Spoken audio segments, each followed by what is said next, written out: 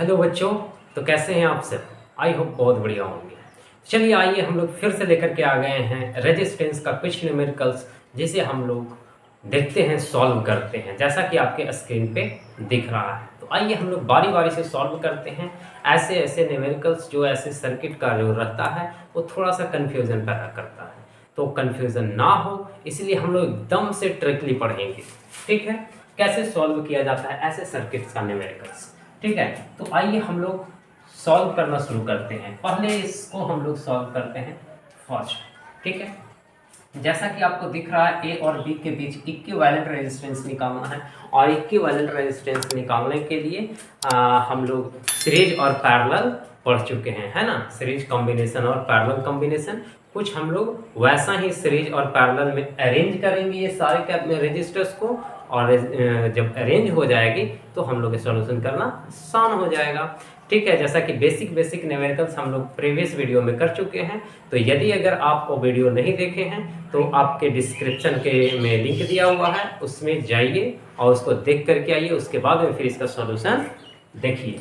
ठीक है, तो जैसा कि आप देख रहे हैं कि अगर मानते हैं कि इस पॉइंट का पोटेंशियल, ये पूरे पूरे वायर यहाँ से यहाँ तक पूरे पोटेंशियल क्या रहेगा, ए रहेगा। ठीक है, तो इस वायर से होते हुए आते हैं तो यहाँ का भी पोटेंशियल क्या होगा, सेम होगा।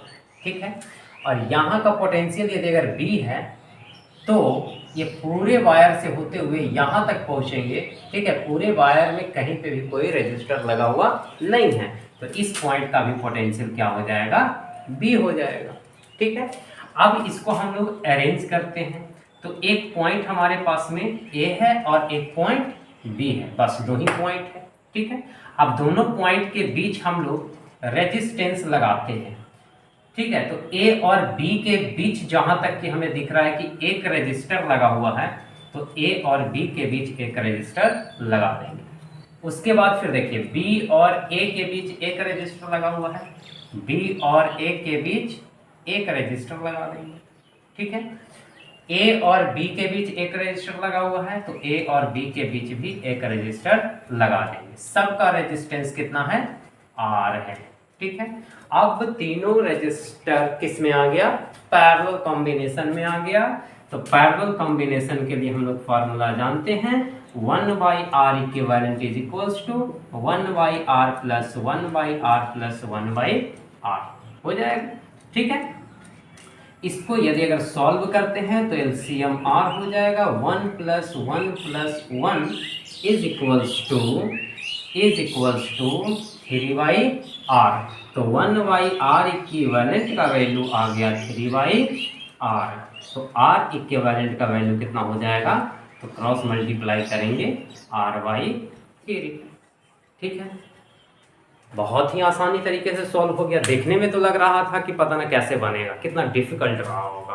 ठीक है, बट हम लोग जैसे पोटेंशियल मेथड लगाते हैं उस सर्किट का प्रॉब्लम आसान हो जाता है और हम लोग आसानी से सॉल्व कर लेते हैं, है कि नहीं। देखिए कितना आसान था। आइए बच्चों, अब हम लोग नेक्स्ट क्वेश्चन को देखते हैं।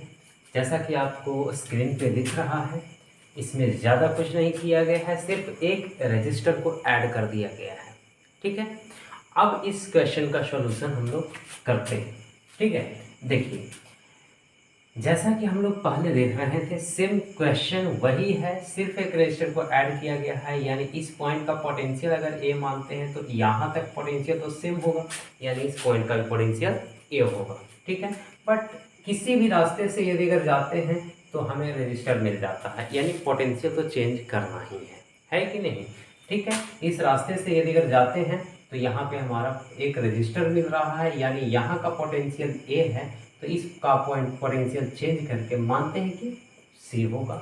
ठीक है, बट बी पोटेंशियल इस पॉइंट का है, तो इस रास्ते से यदि अगर आते हैं तो इस पॉइंट का भी पोटेंशियल क्या होगा, बी ही होगा। सेम पोटेंशियल होगा क्योंकि इसके बीच में कहीं पे कोई रजिस्टर हमें मिल नहीं रहा है। क्लियर है। चलिए अब हम लोग अरेंज करते हैं इसको। हमारे पास में कौन कौन सा पॉइंट है, ए सी और बी है, तो यहाँ पे हम लोग ड्रॉ कर लेंगे, ए सी और बी लिख लेंगे। ठीक है, अब यहाँ पे हम लोग देख रहे हैं कि ए और बी के बीच एक रजिस्टर लगा हुआ है, तो सबसे पहले तो ए और बी के बीच एक रजिस्टर लगा देंगे जो कि आर रेजिस्टेंस है। बी और सी के बीच एक रजिस्टर है, तो बी और सी के बीच एक रजिस्टर लगा देंगे। और सी और बी के बीच एक रजिस्टर है, तो सी और बी के बीच एक रजिस्टर लगा देंगे। और साथ साथ ए और सी के बीच एक रजिस्टर लगा हुआ है, तो ए और सी के बीच एक रजिस्टर हम लोग लगा देंगे। ठीक है, अब तो बहुत हद तक आसान हो गया है सॉल्यूशन करना। तो हम लोग करते हैं, देखिए ये दोनों जो रजिस्टर दिख रहा है किस में दिख रहा है, पैरेलल में। पैरेलल का फार्मूला हम लोग जानते हैं, जब दो रजिस्टर रहता है तो पैरेलल का फार्मूला हो जाता है R1 into R2 by R1 plus R2।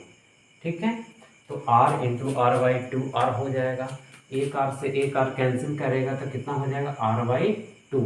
यानी दोनों रजिस्टर को हटा करके हम एक ही रजिस्टर लगाएंगे जो कितने का रहेगा, R बाई 2 का रहेगा। ये हमारा A हो गया और ये हमारा B हो गया। ठीक है, सबसे पहले तो A और B के बीच एक रजिस्टर लगा हुआ था, एक रजिस्टर हमने लगा दिया जो ऊपर का है।